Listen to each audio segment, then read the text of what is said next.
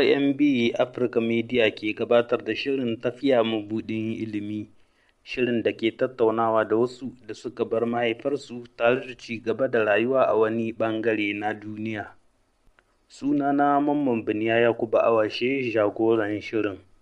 Wannan karan za ku ji mu ne da Isufu Haruna Kariya, ɗan Nijar mazaunin ƙasar Libya. To zan so ka gabatar da kanka. Ni dai cikakken sunana dai kamar yadda aka sani Yusuf Haruna Kariya, kuma an haife ni ne a cikin garin Kariya. To shi garin Kariya yana cikin jihar Damagaram, kwamin ɗin Kelle. Yanzu haka ina zaune a ƙasar Libya a wani gari da ake cewa Zadida.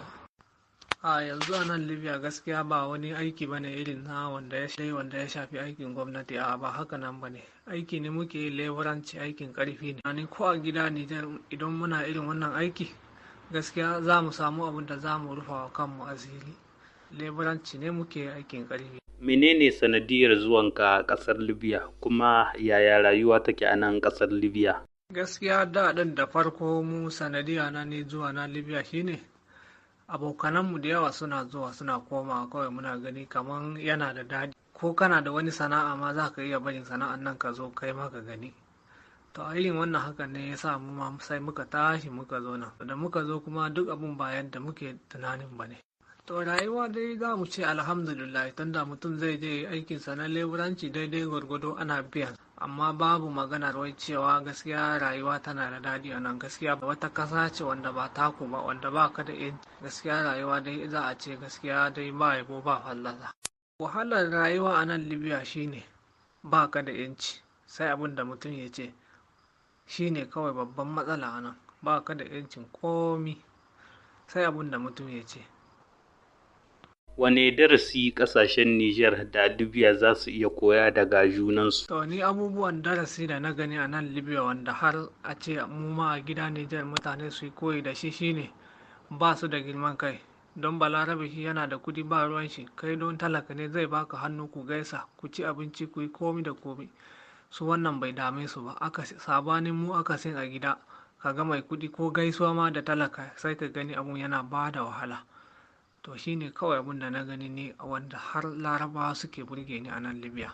Ba su da girman kai, ba su san girman kai ba. Su al'adunmu ne daban-daban ne, har ko irin yanayin zamantakewar mu da su ne ba ɗaya ba ne. Abu ɗaya ne ma wanda nake gani wanda su suke bai dace ba su koyi Nijar shine gaba. Su ba su iya gaba ba gaskiya, su abu baya wuce a wajen su da wuri.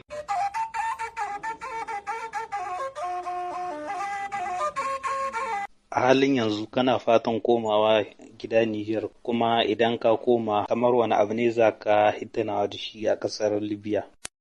Gaskiya yanzu nan kusa-kusa ba na tunanin zan koma gida Nijar, saboda nima zuwan na sabo ne, ban jima ba da zuwa. Amma dai ina tunani dai ba na wuce shekara 1.5 haka nan, insha Allah. A'a gaskiya yanzu ba na fata idan na je gida Nijar in koma nan kasar. Kawai yanzu abin da nake bukata a nan shine in samu wani abu wanda zan je gida in dogara da shi. Abu na kamar kiwo da haka nan dai, kiwo da kasuwanci haka nan. Amma gaskiya ba na tunanin nan gaba idan na je gida zan koma nan kasar. To bayan na koma gida dai, ni abin da ba zan taba mantawa ba shine wahalhalun da na sha akan hanyar Libya, saboda wannan shine sawona na uku.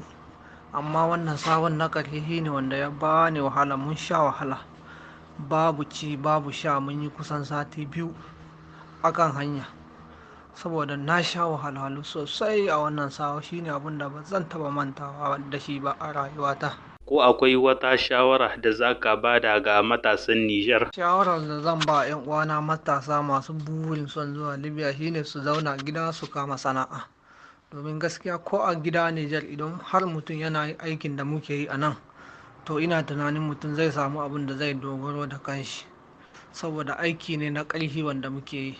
Shine shawara ta, kawai a zauna gida a kama sana'a. Gaskiya Libyan da muka sani a baya yanzu ba shi bane, gaskiya ta canja. Su ma matsalolin tattalin arziki ya fara taɓa su. Gaskiya Libya ba haraka bane, ba hanya ne, kuma in ka zo nan ma ba wani aiki bane za ka samu, saboda su ma suna da matsalar karayar tattalin arziki.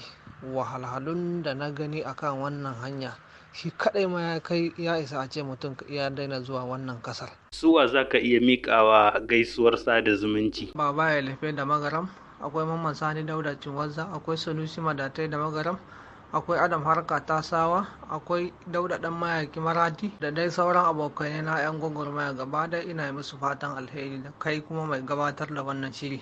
Na gode. Maganarka ta ƙarshe a cikin wannan shiri. Magana ta ƙarshe shine dai a zauna gida a kama sana'a, shine magana ta ƙarshe. Gaskiya Libya ba haraka ba hanya ne, kuma in ka zo nan ma ba wani aiki bane za ka samu, saboda su ma suna da matsalar karayar tattalin arziki. Wahalhalun da na gani akan wannan hanya shi kaɗai ma ya isa a ce mutum ya daina zuwa wannan ƙasar.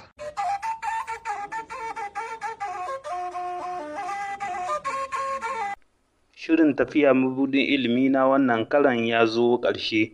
A madadin shi baƙon namu Isufu Haruna Kariya, jagoran shirin Mamman Biniya Yakubu Awashe ke muku sallama.